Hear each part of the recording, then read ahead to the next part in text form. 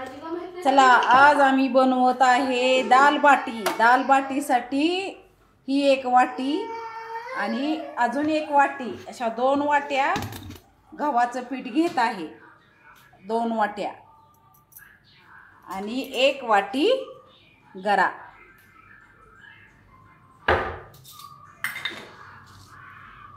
चवीनुसार मीठ आणि थोडा सोडा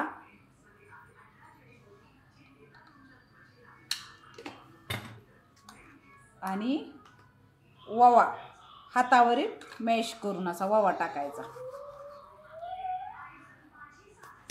हे दाल बाटीसाठी असं आता मग घट्ट मळून घ्यायचं हे आणि तूप घालायचं। आपलं घरातलं 2 चमचे घालायचं। आता हे सगळं मी मिक्स करून घेते।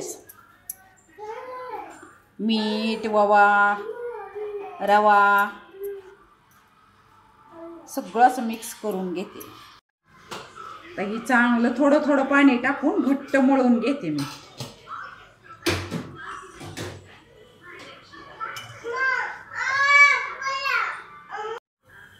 असं कठीण इतकं कठीण मळायचं हे। आता हे झाकून ठेवायचं एक 15 ते 20 मिनिटं। दाल बाटी करण्यासाठी मुगाची डाळ घेतली, एकच डाळ घेतली फक्त ही मुगाची। आता ही कुकरमध्ये शिजवून घ्यायची।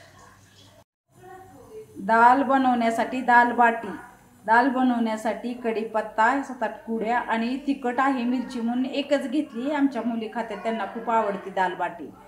आणि कोथिंबीर, 1 कांदा आणि टोमॅटो।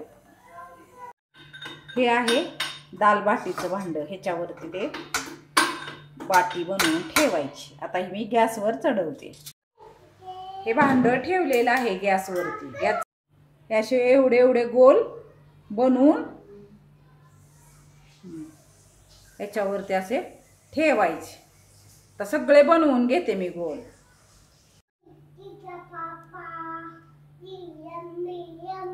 हे असं केलं म्हणजे चांगलं आतमधून पचतं, कच्चं राहत नाही। इकडं आकाश किती सुंदर झाले बघा। हे बघा मस्त सूर्य मावळतोय।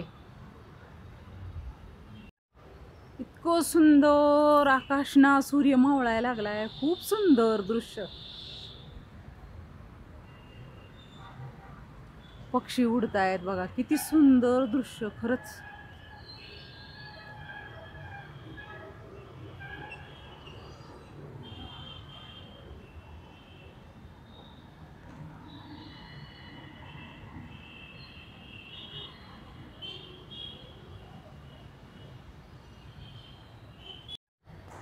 हे बघा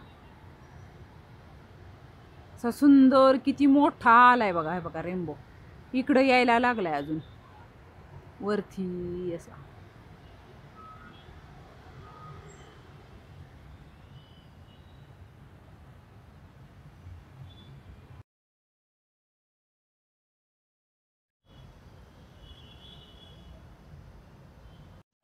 हे सगळे असे तयार करून ठेवलेत आता भाजण्यासाठी किंवा शेकण्यासाठी। हे दाल बाटीसाठी कांदा, टोमॅटो आणि 1 हिरवी मिरची, लसूण, कढीपत्ता, कोथिंबीर असं चिरले। दाल बाटीसाठी ही डाळ कुकरमध्ये शिजवून घेतलेली। आता फोडणीला टाकते। हे आहे ना असं सारखं असं हे करत राहायचं, असं पलटत राहायचं किंवा असं हलवत राहायचं असं। पण भाजी कसं हलवत तसं हे बी हलवायचं असं, म्हणजे सगळ्या बाजूनी चांगलं पचतं। दाल बाटीसाठी हा लसूण आणि 1 मिरची, कढीपत्ता, कोथिंबीर, 1 कांदा आणि टोमॅटो असं मी चिरून घेतलेलं आहे। लसूण आणि 1 मिरची आहे ना, ती कुटून घेतलेली आहे बारीक करून। दाल करण्यासाठी मी तेल ओतून घेते।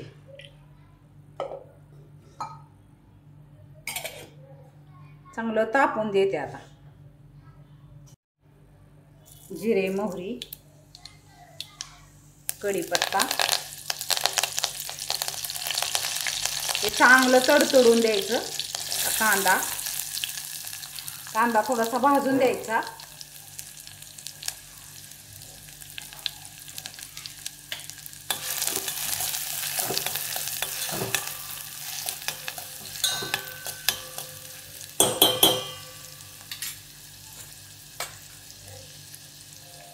थोडासा हिंग टाकायचा. हे असं सारखं पलटत राहायचं. चांगलं भाजतं हे.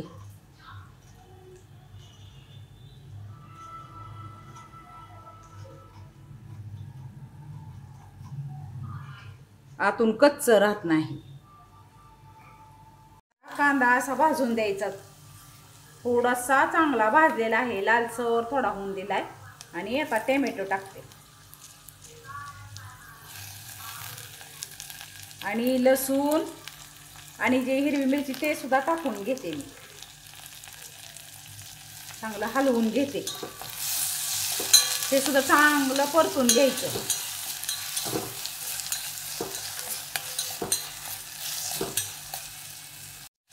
चांगलं हे परतून घ्यायचं. मी रिंकू करते ना त्यावेळेस जाऊन बसते, त्यावेळेस हा असाच वास येतो. ही भाजी करताना ती दाल बाटी छान असा वास येतोय. कारण ती राजस्थानची आहे ना, ती नेहमी दाल बाटी करते आणि आमच्यात मुलींना आवडती, ती देते आणून. म्हटलं चला आता आपण बनवूया दाल बाटी. ती मला म्हणली बनव आंटी जी आप भी दाल बाटी. हे तिच्यातनंच भांडं आणलेलं आहे, त्यांच्यात बनवतात ना. हे चांगलं भाजून घ्यायचं. आता हे परतून घ्यायचं चांगलं. थोडीशी हळद आणि थोडंसं लाल तिखट. डाळ ओतून घेऊया आपण.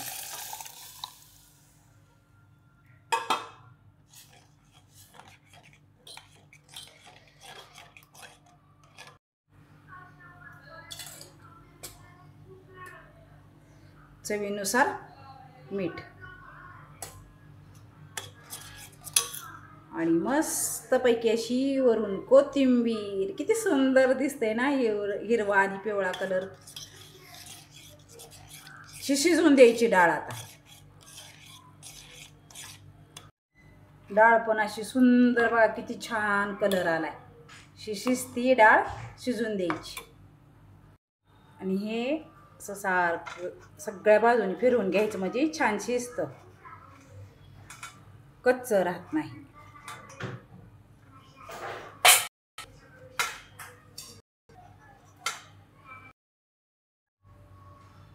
हे बघा भाजायला लागले असं, म्हणून सारखं असं पलटायचं असतं हे.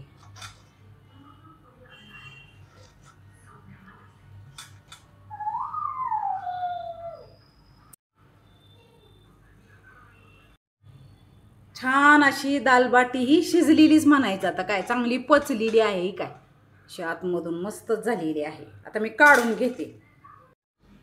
ही बाटी अशी फोडून घ्यायची, त्याच्यावर असं भरपूर तूप घालायचे.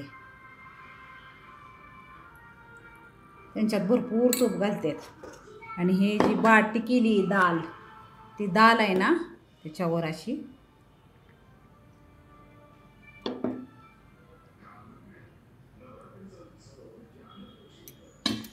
आणि हे असं मिक्स करून खायचं. गरम आहे,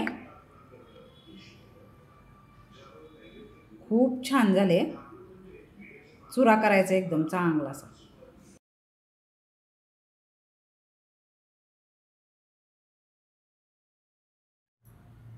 अशी खूप छान दाल बाटी, राजस्थानची दाल बाटी तयार झाली.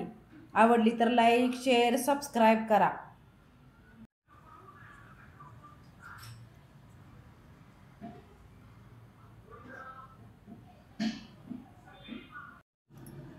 अशी चुरून खाते. खूप गरम आहे. आहा हा हा हा हा. किती दिवस झालं करायचीच होती मला दाल बाटी. अशी चुरून खाते, त्यांच्यात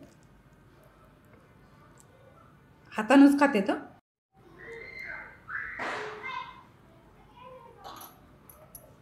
छान झाली. ती देते तशी झाली, ती पण नेहमी देते ना तशीच झालेली आहे. करून बघा तुम्ही पण एकदा. आवडले असेल तर लाईक शेअर सबस्क्राईब करा.